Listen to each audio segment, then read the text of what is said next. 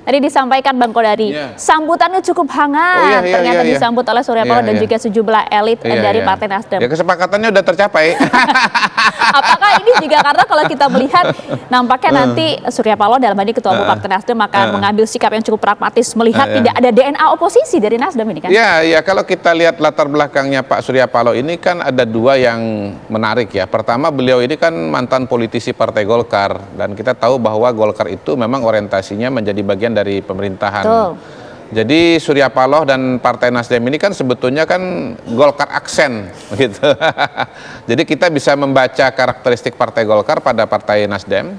Yang kedua, beliau ini juga latar belakangnya adalah seorang pengusaha yang notabene matematika politiknya itu betul-betul menjadi salah satu dasar pengambilan keputusan. Jadi elemen-elemen kuantitatif itu lebih tebal dibandingkan dengan yang sifatnya kualitatif.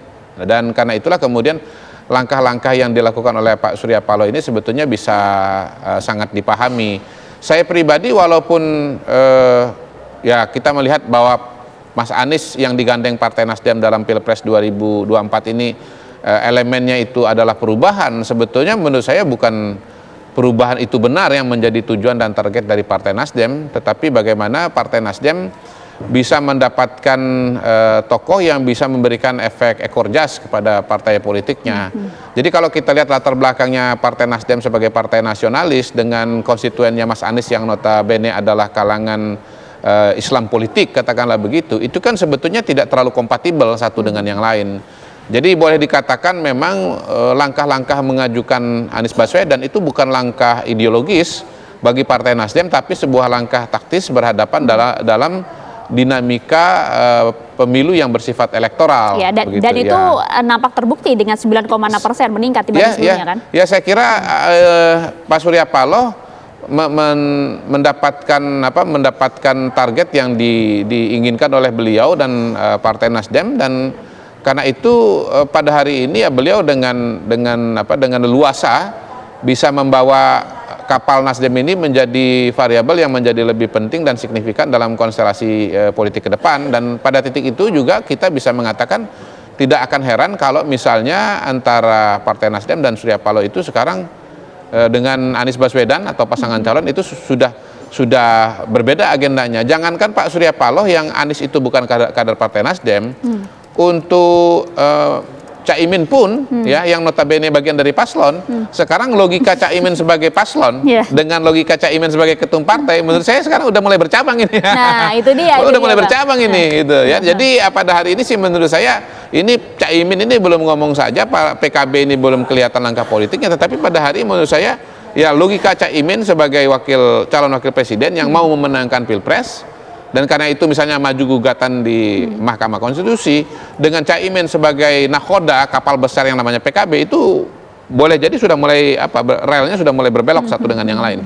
Itu ya kekuatan iman politik dari Caimin itu ya kemudian masih goyah hingga saat ini ya. Oke, ngomong soal PKB, Bang Kodari, ini saat ini kami sudah terhubung bersama dengan Bang Daniel Johan, Ketua DPP dari PKB. Selamat siang, Assalamualaikum Bang Daniel. Waalaikumsalam Mbak Maria. Ya, selamat siang Mbak Daniel. Tadi sempat disinggung-singgung oleh Bang Kodari, ini sebenarnya nampaknya PKB sendiri juga masih di ambang iman ini Bang, untuk kemudian akankah kemudian melanjutkan sikap politiknya berada di jalur perubahan, dalam hal ini adalah oposisi, atau kemudian akan mengikuti jejak dari Partai Nasdem, membuka pertemuan dengan Prabowo Subianto Bang? Ya, terima kasih. Pertama, ini kan bagian dari dinamika politik yang sebenarnya ya normal-normal saja. Tetapi terus terang kalau kami belum membahas ya mengenai langkah lanjutan, apakah bergabung, apakah tetap di luar. Tetapi sejauh ini apa yang sudah disampaikan oleh Caimin bersama Pak Anies adalah bahwa pasangan Amin sejauh ini kan memang komit menjadi akan melanjutkan semangat perubahan bersama-sama dengan segenap rakyat yang mempunyai visi yang sama. Tetapi kedepannya seperti apa, saya rasa kita masih menunggu ya sampai hasil final dari proses pemilu dan pilpres sampai definitif dari keputusan MK nanti. Oke, kita masih akan tunggu. Tapi kalau kemudian dari PKB sendiri melihat pertemuan siang hari ini Prabowo dengan Surya Paloh disambut begitu hangat oleh Surya Paloh dan juga elit dari Partai Nasdem. Seperti apa Bang koalisi Anda, koalisi perubahan?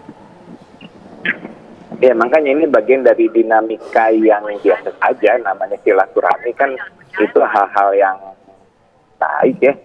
Apalagi di bulan suci Ramadan seperti kali ini kan, melampaui sekat-sekat politik lah. Tetapi ya kita nggak paham apakah ini bagian dari arah bergabung atau tidak. Kita masih belum membahasnya dan kita belum paham juga karena rasanya belum mendengar langsung dari sahabat Nasdem. Oke, belum ada komunikasi antara koalisi perubahan Bang dalam hal ini PKB dan juga Nasdem? Sorry, kenapa Mbak? Iya, koalisi di internal, komunikasi di internal koalisi perubahan sendiri seperti apa? Sejauh ini berjalan baik ya. Di tingkat para sekjen juga kan selalu berkomunikasi ya. Terakhir kan juga berkomunikasi bahwa kita akan tetap melanjutkan koalisi untuk pilkada DKI misalkan. Sejauh ini sih oke-oke aja. Jadi saya rasa karena belum ada penjelasan, sejauh ini yang kita pahami sebatas silaturahmi ya, silaturahmi yang tidak kita belum paham apakah ini ada yang balik lebih lanjut. Oke, biasa. Tapi sebagai silaturahmi itu hal yang baik. Oke.